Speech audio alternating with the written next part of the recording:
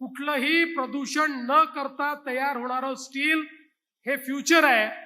आणि ते फ्युचर कुठे आहे? ते फ्युचर या ग्रेटा एनर्जीच्या प्रोजेक्टमध्ये या ठिकाणी आपल्या भद्रावतीमध्ये आहे। इथे आपल्याला कोल गॅसिफिकेशनच्या माध्यमातून स्टीलचं उत्पादन करण्यात येणार आहे। त्यामुळे खरं तर हे जेवढं स्टील इथे बनेल या सगळ्या स्टीलला 100% एक्सपोर्ट मार्केट आहे। यातलं एकूण सगळं स्टील हे परदेशात जाऊ शकेल। याचं कारण जगाने आता जास्तीत जास्त ग्रीन स्टील स्वीकारलाय आणि जगातले अनेक प्रगत देश असे आहेत की जे केवळ ग्रीन स्टील वापरतात, प्रदूषण न करणारं पद्धतीनं तयार झालेलं स्टील हे वापरतात।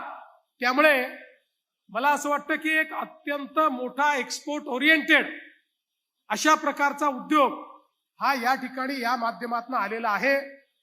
आणि जवळपास आपण जर विचार केला तर या दोन कंपनी मिळून 10,000 लोकांना रोजगार या ठिकाणी मिळेल अशा पद्धतीची याची रचना करण्यात आली आहे।